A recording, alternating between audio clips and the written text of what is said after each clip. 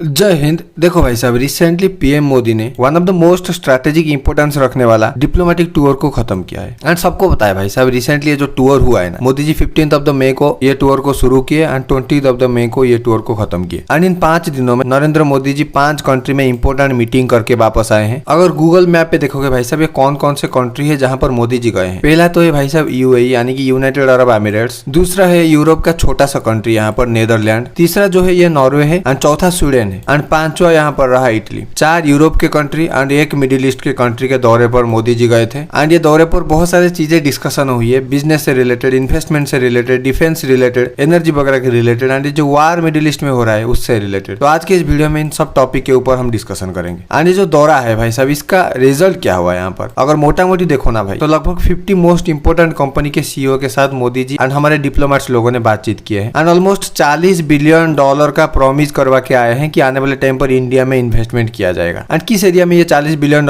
Investment होगा, खैर वैसे तो बहुत बड़ा लिस्ट है यहाँ पर, लेकिन अगर मेजरली देखोगे सेमीकंडक्टर मैन्युफैक्चरिंग वगैरह के ऊपर इन्वेस्टमेंट किया जाएगा, डिफेंस टाइज बढ़ाए जाएंगे एंड एनर्जी सिक्योरिटी वगैरह के ऊपर ध्यान दिया जाएगा। एंड एक डीपर पुश दिया जाएगा कैसे इंडिया मैन्युफैक्चरिंग करे अपना एंड एक्सपोर्ट करे पूरी दुनिया को, एक manufacturing and logistic super power बन सके। हमारे कंट्री के जो नेता, उनका कहना यह था कि पूरी दुनिया को लगाकर कैसे इंडिया को एक सुपर पावर बना सके in manufacturing area, in logistics area and in artificial intelligence area. कि हाँ, ये टूर के अंदर $40 बिलियन का इन्वेस्टमेंट इंडिया को मिलने जा रहा है, लेकिन सिर्फ ये टूर ये पैसे से रिलेटेड नहीं है कि इन्वेस्टमेंट किया गया और कुछ नहीं। ये जो टूर है ये समथिंग बिगर है भाई साहब। ये इन्वेस्टमेंट से अगर देखोगे तो इंडिया अपने आप को one of the most important trusted partner की तरह पेश कर रहा है दुनिया में, यानी कि चाइना का one of the best alternative जो है, इंडिया खुद को प्रूव करने में लगा हुआ है। यूरोप अपने सप्लाई चेन को संभालना चाहता है एंड पूरी दुनिया जो चाइना के ऊपर डिपेंडेंट है हेवीली, ये अपना डाइवर्सिफिकेशन करना चाहते हैं। तो इंडिया को एक बेस्ट ऑल्टरनेटिव की तरह पूरी दुनिया भी देखने लगी है। तो चलो डिस्कशन करते हैं भाई साहब डिटेल में ये वीडियो के अंदर। पहले जो है मोदी जी यहाँ पर गए थे यूनाइटेड अरब एमिरेट्स के अंदर, यानी कि तुम्हारा फेवरेट यूएई के अंदर, जहाँ पर जाने का हर एक इंडियन का मन है, दुबई, उसी शहर का कंट्री के अंदर। बहुत सारे लोग यहाँ पर ये सोचते हैं कि यूएई से सिर्फ हमारा रिलेशन पेट्रोलियम प्रोडक्ट्स के रिलेटेड है एंड हमारे इंडिया से बहुत सारे लोग यूएई पे जाकर काम करते हैं, सिर्फ इतना होता है यूएई एंड इंडिया का ट्रेड रिलेशन। और वो लोग ठीक ही सोच रहे हैं भाई साहब, 20-30 साल पहले यही होता था, बट आज का जो पार्टनरशिप है इंडिया एंड यूएई का, ये बहुत ज्यादा चेंज हो चुका है। हम वेरियस टाइज के ऊपर काम करते हैं एंड इंडिया एंड यूएई का रिलेशन मोर स्ट्रेटेजिक इंपोर्टेंस रखता है, पेट्रोलियम प्रोडक्ट्स को छोड़ के और लोग जो काम कर रहे हैं उनको छोड़ के। ये जो विजिट मोदी जी ने किए, यहाँ पर मल्टीपल एग्रीमेंट साइन किया गया है यूएई के साथ। पहला तो ये भाई साहब स्ट्रेटेजिक पेट्रोलियम रिजर्वर बनाने के ऊपर इंडिया एंड यूएई काम करेंगे। Long term LPG supply UAE India को प्रोवाइड करेगा एंड उस पे कोई डिस्टर्बेंस इंडिया को नहीं चाहिए। यहाँ पर शिपिंग में, लॉजिस्टिक्स में एंड डिफेंस कॉर्पोरेशन में यूएई एंड इंडिया मिलकर काम करेंगे, क्योंकि अगर पूरी दुनिया का शिपिंग रूट को देखोगे ना, चाहे एयर का रूट हो या सी का रूट हो, यूएई से कनेक्शन बनाकर जाता ही जाता है भाई साहब। यूएई एक सेंटर हब मान सकते हो और पूरी दुनिया वहां पर कनेक्टेड है। And one of the most important thing यहाँ पर हुई है कि यूएई ने प्लेज किया है आने वाले टाइम पर लगभग $5 बिलियन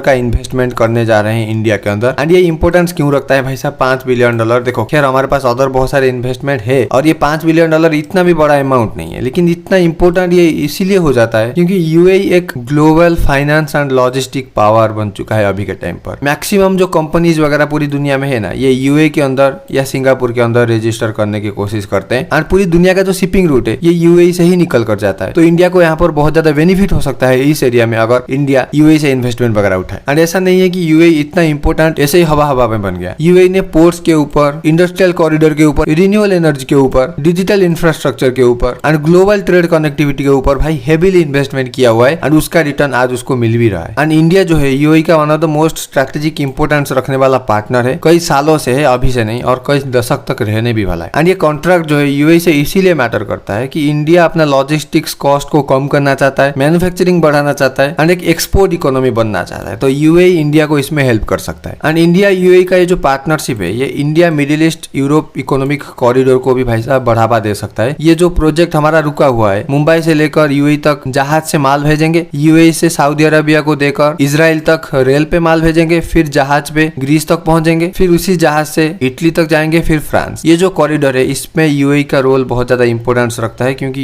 यूएई यहाँ पर स्टार्टिंग पॉइंट पर पड़ता है। तो यूएई यहाँ पर हमको मदद कर सकता है। एंड अगर नेक्स्ट कंट्री को देखोगे भाई साहब, 4 कंट्री तो यूरोप के ही है यहाँ पर, Netherland, Norway, Sweden and Italy. अगर यूरोप के मेजर प्रॉब्लम को अभी तुम देखोगे ना भाई, 3 मेजर प्रॉब्लम तुम्हारे सामने आ जाएंगे। पहला तो है भाई साहब यूरोप का चाइना के ऊपर हेवीली डिपेंडेंट होना है। अगर चाइना अपना सप्लाई बंद कर देगा तो यूरोप वाले भूखे मर जाएंगे एक तरीके से अगर तुम देखोगे तो। खैर इंडिया भी चाइना के ऊपर डिपेंडेंट है, लेकिन यूरोप जितना डिपेंडेंट तो नहीं है एटलीस्ट। एंड दूसरा प्रॉब्लम भाई साहब एनर्जी का है यहाँ पर। जब से रशिया एंड यूक्रेन का वार हुआ है, रशिया ने एनर्जी सप्लाई बंद ही कर दिया है यूरोप को अगर देखोगे तो। एंड ये यूरोप वाले अमेरिका के इशारे पे नच के रशिया से अपना रिलेशन खराब कर दिया। एंड रशिया जो पाइपलाइन के जरिए यूरोप को गैस पेट्रोलियम वगैरह भेज देता था, अभी ईरान के ऊपर एंड ये गल्फ कंट्री के ऊपर डिपेंडेंट हो चुके हैं। एंड यहाँ पर भी वार चल रहा है, तो यूरोप एनर्जी के लिए भाई साहब बहुत ज्यादा स्ट्रगल कर रहा है। इवन इंडिया पे हम देख रहे हैं कि एनर्जी के लिए इतना प्रॉब्लम हो रहा है, यूरोप तो इंडिया से 4-5 गुना ज्यादा सफर कर रहा है ये एनर्जी सप्लाई के लिए। एंड तीसरा प्रॉब्लम है भाई साहब, यूरोप को reliable democratic partner critical technology and manufacturing के लिए पूरी दुनिया में नहीं मिल रहा है भाई। एंड इंडिया अभी उनको एक आशा दे रहा है कि इंडिया के ऊपर ये भरोसा करके अपना जो रिलायबल टेक्नोलॉजी वगैरह है उसको इंडिया पे लाकर प्रोडक्शन कर सकते हैं। क्योंकि अगर चाइना में करोगे तो चाइना कुछ सालों के अंदर उसको कॉपी करके अपना खुद का कुछ बना लेगा और उस टेक्नोलॉजी का कोई महत्व ही नहीं रहेगा जो कि यूरोप ने डेवलप किया है। लेकिन इंडिया का ऐसा कुछ करने का कोई प्लान नहीं है, ना हम ये सब चीज करते हैं। एंड इंडिया यूरोप का ये रिलेशन को देखते हुए इंडिया एक परफेक्ट पार्टनर बैठता है यूरोप के लिए। एंड जो यूरोपियन कंट्रीज है ये इंडिया पे semiconductors, green energy, electric mobility, defence manufacturing, AI and logistics वगैरह के ऊपर इन्वेस्टमेंट करने जा रहे हैं। एंड हमारे external affair minister S Jaishankar साहब का कहना ये है, ये जो दौरे पर मोदी जी गए थे एंड इस दौरे में जो भी बातचीत हुआ है ऑलरेडी ये 5 कंट्री से लगभग 180 बिलियन डॉलर का इन्वेस्टमेंट इंडिया में हो चुका है। एंड आने वाले सालों के अंदर 40 बिलियन डॉलर का और इन्वेस्टमेंट प्रॉमिस करके मोदी जी वापस आ चुके हैं। एंड ये शो करता है कि भाई साहब पूरी दुनिया में इंडिया का वैल्यू बढ़ रहा है एंड सबको पता है कि इंडिया आने वाले टाइम पर रिटर्न देगा ही देगा। जो इकोनॉमी पहले एक सर्विस इकोनॉमी माना जाता था कि चीप लेबर चाहिए तो इंडिया को कॉन्टेक्ट करो, इंडिया का बेंगलुरु पे बैठे हैं cheap labour and major cities Delhi वगैरह में बैठे हैं, उनको कॉन्टेक्ट करके 5000 का काम 500 में करके ले आओ। लेकिन अभी इंडिया का व्यू बदल रहा है, इंडिया अभी मैन्युफैक्चरिंग डेस्टिनेशन की तरह पूरी दुनिया में उभर रहा है धीरे धीरे, एक डिफेंस पार्टनर की तरह धीरे धीरे उभर रहा है, एक टेक्नोलॉजी का हब धीरे धीरे बन रहा है एंड जियोपॉलिटिकली पावर को बैलेंस करके चलता है। एंड ये जो टूर मोदी जी किए हैं यहाँ पर, इसमें सबसे इंपॉर्टेंट इन्वेस्टमेंट भाई साहब सेमीकंडक्टर के रिलेटेड है। एंड सेमीकंडक्टर इतना ज्यादा इंपॉर्टेंट क्यों है कोई बताने का जरूरत भी यहाँ पर नहीं है। तुम्हारे फोन में, लैपटॉप में, टीवी में, इनफैक्ट जितना भी इलेक्ट्रॉनिक्स डिवाइस वगैरह तुम देखते हो सबके अंदर सेमीकंडक्टर यूज होती है। एंड विदाउट सेमीकंडक्टर कोई भी डिवाइस चल ही नहीं सकता है। एंड कोविड-19 के दौरान तो पता ही है भाई साहब सेमीकंडक्टर का शॉर्टेज हो गया था एंड सप्लाई चेन पूरी तरीके से डिस्टर्ब हो गया था, तो पूरी दुनिया सफर किया था टेक्नोलॉजी वाइज अगर देखें। एंड सेमीकंडक्टर अभी ताइवान कंट्रोल करता है, ऑलमोस्ट 90% ऑफ द दुनिया का सेमीकंडक्टर ताइवान प्रोवाइड करता है एंड इसीलिए चाइना ताइवान को कब्जा भी करना चाहता है। तो इंडिया को जल्दी से जल्दी अपना सेमीकंडक्टर के ऊपर इन्वेस्टमेंट करके सेमीकंडक्टर खुद का तो एटलीस्ट बना लेना चाहिए, ऐसा इंडिया का डिप्लोमेट्स के दिमाग में चल रहा है। बट एक्चुअली ये सही बात भी है एंड इसके लिए इंडिया जो इन्वेस्टमेंट अट्रैक्ट कर रहा है भाई साहब सेमीकंडक्टर के डिजाइन के लिए, उसको पैकेजिंग वगैरह करने के लिए, चीप फैब्रिकेशन करने के लिए, मैन्युफैक्चरिंग वगैरह करने के लिए फैक्ट्री वगैरह को रेडी करना है। एंड इसी सभी को करने के लिए भाई साहब यूरोप अभी स्ट्रेटेजिकली इतना ज्यादा इंपॉर्टेंट हो जाता है इंडिया के लिए। And both Europe and India एक दूसरे के ऊपर डिपेंडेंट है, ऐसा नहीं है कि कोई भी एक दूसरे के ऊपर एहसान कर रहा है। अगर इंडिया इस रास्ते पे सक्सेसफुल हो गया इसका इम्पैक्ट तुम्हें आने वाले कई दशकों तक दिखेगा। And one of the most important breakthrough है यहाँ पर डिफेंस से रिलेटेड एंड इटली के साथ ये टाइज वगैरह होने वाला है। इटली के साथ भाई साहब मेजरली डिफेंस पार्टनरशिप बनाया जाएगा, टेक्नोलॉजी पार्टनरशिप, जॉइंट डिजाइन, को production of defence system, aerospace system, helicopters, novel platforms, marine ornaments and जो नेक्स्ट जनरेशन डिफेंस टेक्नोलॉजी है उस सबको डेवलप करने की बातचीत चल रही है। इंडिया के कुछ कंपनीज, यूरोप के कुछ कंपनीज मिलकर ये सब चीज को प्रोडक्शन करने वाले हैं। अदानी डिफेंस बेसिकली यहाँ पर ज्यादा इन्वेस्टमेंट करके यूरोप के और इटली के डिफेंस कंपनी के साथ कुछ कुछ बनाने वाला है, जो कि आने वाले कुछ वीडियो में हम डिस्कशन करेंगे। इस वीडियो में अगर करेंगे तो वीडियो लंबा चला जाएगा बहुत। देखो तुम्हारे दिमाग में सवाल ये आ रहा होगा कि खैर ये सब चीज तो ठीक ही है, लेकिन यूरोप इंडिया को इतना ज्यादा फेवर क्यों कर रहा है, इंडिया से इतना ज्यादा काम क्यों यूरोप का ऐसे इमरजेंसी में पड़ रहा है। देखो यूरोप चिंतित इसीलिए है कि इंडिया के साथ जो